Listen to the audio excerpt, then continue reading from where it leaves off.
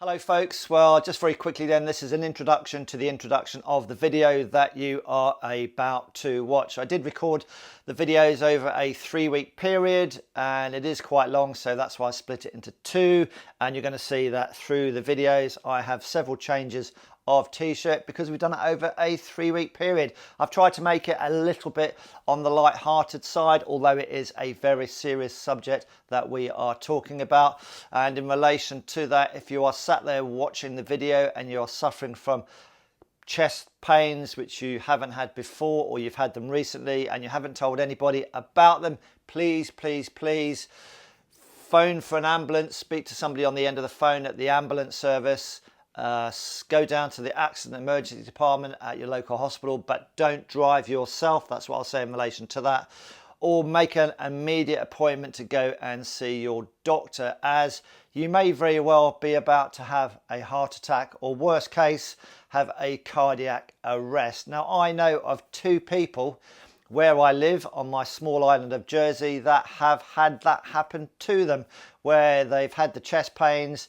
Fortunately, they've seen fit to phone for an ambulance. The ambulance has come out to them and they have gone into cardiac arrest, which means their heart has stopped beating and they've been resuscitated by the attending ambulance crews. So the video is quite light-hearted at times, but it's a very serious subject. So please, if you are sat there watching the video and you have got chest pains, please do something about it. Anyway, that's all the serious bit out the way, and here's the video. I hope you enjoy both of them, part 1 and part 2.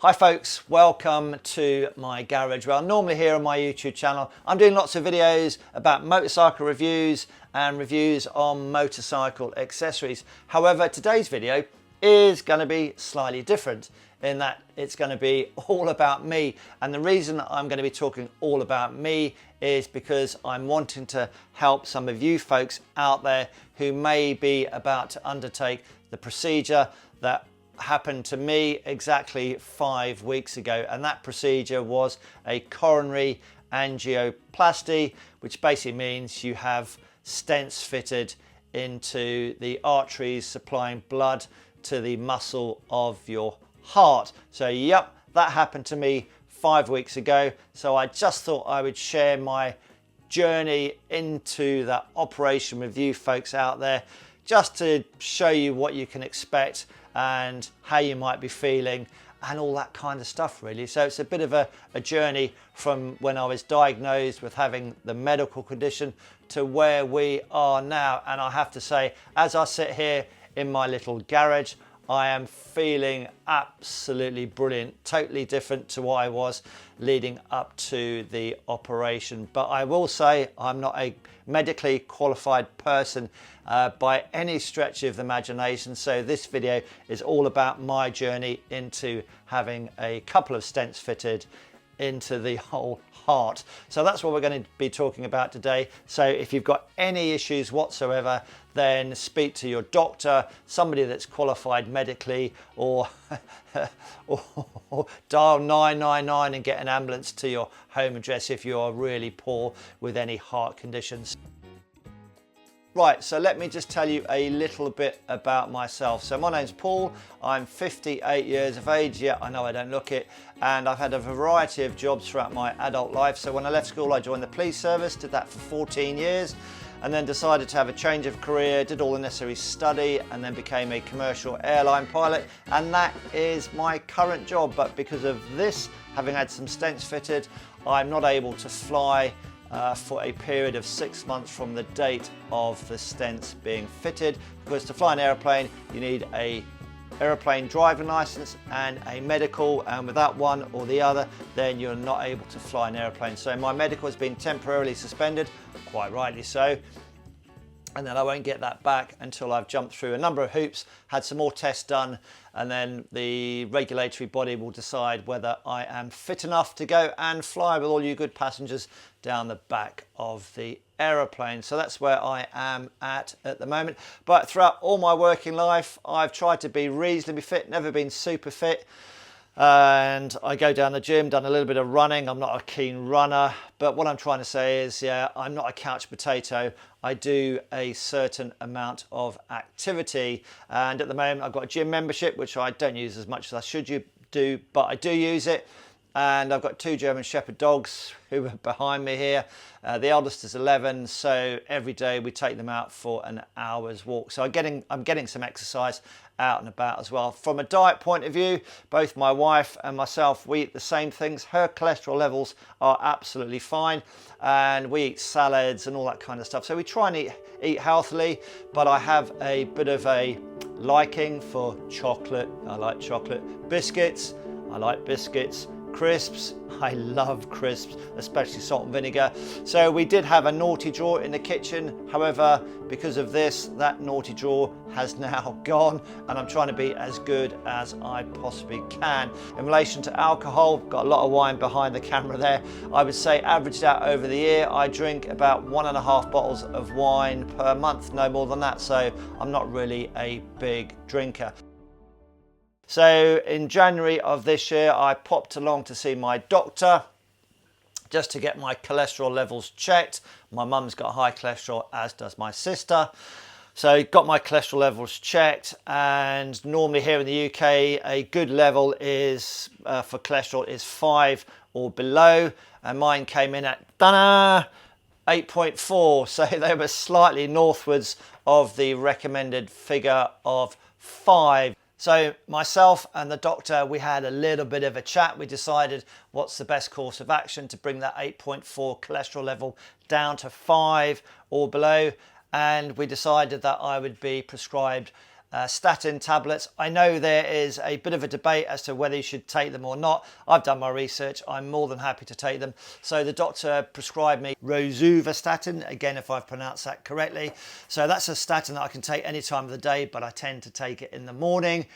There are statins that you have to take at certain times of the day, apparently. Not a problem with that whatsoever. And the whole purpose of going on statin tablets is to reduce the amount of cholesterol within your body. So the body does need cholesterol. We're going to talk about that very shortly in the next bit. It does need cholesterol, but it doesn't need too much cholesterol, because if you have too much cholesterol, that can lead to things such as angina, heart attacks, and strokes.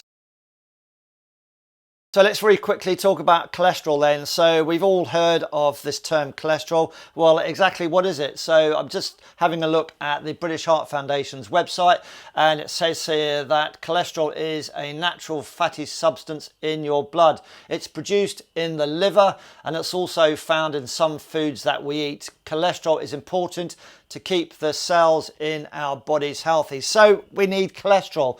However, if we have too much cholesterol, in my case, up at 8.4, there's my blood results again down here. Have a look at it. High cholesterol means that you have too much cholesterol in your blood. There are many things that can cause this, and if you don't take steps to lower the high cholesterol, it can increase your risk of heart attack or stroke, and I guess angina as well, which is what I was diagnosed as having, but more of that later. So yeah, high cholesterol is not good for you. So there are 2 types of cholesterol. So we've all heard of the good cholesterol and the bad cholesterol. Well, you have bad cholesterol called LDL. Again, this is all produced in the liver, and the LDL takes the cholesterol around the body, and it sort of somehow delivers it to the cells so that they're nice and healthy. However, if you have too much of this LDL, this bad cholesterol in the blood, and it's a fatty kind of substance, then it can potentially stick to your arteries and clog them up over time. However, there is a thing called good cholesterol, or HDL, and again, that's produced in the liver. That comes along with a broom and then sweeps up all the cholesterol that hasn't been used by the body, the bad cholesterol. So that sweeps it up and then takes it back to the liver where it is got rid of from the body. So here is the problem. If the HDL, the good cholesterol, if there's not enough of that to come along with a broom and sweep the bad cholesterol up, then your arteries and things are gonna reduce, clog up, and it's gonna reduce the blood supply to certain areas. It reduced the blood supply to my heart, which then gave me some chest pains, but more of that later. So that is basically cholesterol in a nutshell. And again, have a look at the my blood levels as well. You're also going to see on there triglycerides, and that's another kind of fat in the body. And then you get from your doctor, you're going to get an overall cholesterol score, which is a combination, I believe, of the good, the bad, and according to the internet, about 20% of the triglyceride level as well. That's all added together, plus some other bits and bobs as well. That's all added together to give you your score. And in my case, my score was 8.4, which is not brilliant. And it should be 5 or below. So that is cholesterol. We need it, but we don't need too much of it. And we can reduce the bad cholesterol by taking the statins, which act on the enzymes in the liver. And we can also get some good cholesterol in by changing our diet as well. So that's why your doctor may give you a diet plan. Hopefully that makes sense about cholesterol. Let's talk about angina, heart attacks and stroke. Angina first then. So we're going to keep it really simple. I'm not a doctor, obviously. So my reference material then is the British Heart Foundation's website. So it says here, angina. What is angina? It is the name for chest pain or an uncomfortable feeling that happens when blood flow to your heart muscle is reduced. You might also feel pain or an uncomfortable feeling in your jaw, shoulders, arms, stomach, neck, or back. Angina is known as a symptom because it can be a sign of a heart problem like coronary heart disease, which is what I was diagnosed, and the medical professional will shorten coronary heart disease down to CHD. The most common cause of angina is CHD, coronary heart disease. So this is when the arteries that supply your heart muscle with blood and oxygen are narrowed by a fatty substance called plaque, which is that's cholesterol and some other bits and pieces, which then reduce the size of the artery and narrow it down. So that is exactly what I had. And again, I'm going to put some little pictures up here for you to see. So there are several types of angina. The main ones are stable and unstable angina. Well, I was diagnosed, as you'll find out, as having stable angina. So it says here, a pain or an uncomfortable feeling that usually happens after certain activities, like when your heart is working harder during exercise. Normally lasts about 5 minutes or less and gets better or goes away when you rest or take medicine. So if you've been watching the video, you'll see this little thing here. So this is what I was given. It's a GTN spray. It's glycerol trinitrate sublingual spray, GTN. I then ended up using this, spraying under the tongue. That then widens the arteries and then increases the blood flow, so it gets rid of that pain. I did ask a cardiac nurse when I went for a checkup after I had my stents fitted, well, if you've got angina, what is the pain that I'm feeling? And they basically said, again, keeping it simple, that because the muscle was not getting the oxygen that it needed because you've got angina, then the muscle was cramping up and that was giving you the chest pains. So that's why you get the pains. That's what the cardiac nurse said. So I did ask anyway, folks, because I do like to know these things. So that's stable angina. You do some work, you rest, and then the pain goes away. And unstable angina, pain or an uncomfortable feeling that can happen even when you're resting, like I'm sat here. And it's not always caused by doing certain activities. The pain lasts longer and can feel more severe, and you might not feel better when you rest or take medicine. They are basically the two forms of angina, and I had stable angina. So that is angina. I've just kept it simple. There are other kinds of angina which are not caused by CHD, but we're not going to go into those as it all gets a little bit confusing. Next then is heart attacks. So my reference material is the British Heart Foundation's website and the NHS UK website. Reading here then, causes of a heart attack. Here we go. Most heart attacks are caused by CHD, coronary heart disease. If you didn't know what that is and you haven't been listening, coronary heart disease causes your coronary arteries to become narrowed by a gradual build-up of a fatty deposit called plaque. So if a piece of this plaque breaks off, a blood clot forms around this to try and repair the damage to the artery wall. This clot can block your artery, causing your heart muscle to be starved of blood and oxygen. Worst thing that can happen there is you go into cardiac arrest where the heart stops beating. So I would say, and this is what it says on here, any doubt, phone 999, get the ambulance onto you, because they've got stuff they can do to you when they get to you, and don't even consider driving yourself to the hospital. Get an ambulance to you. That's what it says on here. So that is a heart attack where a clot forms and then everything downstream of that clot doesn't get any blood. So you damage the heart muscle potentially, or the heart then just stops, cardiac arrest. So that is heart attack. And the signs and symptoms are very similar to angina, so phone 999. So let's finish up then and talk about strokes in the brain. There are two types of strokes. The one we're going to be looking at is the ischemic stroke, and it says here, and I'm looking at the NHS website, ischemic strokes are the most common type of stroke. They happen when a blood clot blocks the flow of blood and oxygen to the brain. These blood clots typically form in areas where the arteries have been narrowed or blocked over time by fatty deposits, which we know as plaques. So that's one type of ischemic stroke. The other type of ischemic stroke, which is sort of pertinent to us really, is another possible cause of ischemic stroke is a type of irregular heartbeat called atrial fibrillation. So this can cause blood clots in the heart that break apart and end up in the blood vessels that supply the brain and then lead into a stroke. So it's a new day and I've got a new t-shirt on. So let's just talk about my symptoms and how it started. Well, basically 7 months ago, back in February, I went to my doctor and I just wanted my cholesterol levels checked. My mum's got high cholesterol, as has my sister. So they took a blood sample. That takes about 10 days to come back to get the results. I went back to the doctor, got the results back, and it showed that my cholesterol, as you've already seen, was raised at 8.4, and we've already said the normal should be around 5 here in the UK. So discussed with my doctor form of action, so they put me on a statin tablet. So that was a dosage of 10 milligrams per day, and they put me on rosuvastatin. So that's basically how this journey has started. I have to say that I'm a non-smoker. I drink a little bit, but not to excess. I like to think I've got a good diet and I try to keep as healthy and as fit as I possibly can. But there's always room for improvement, isn't there, folks?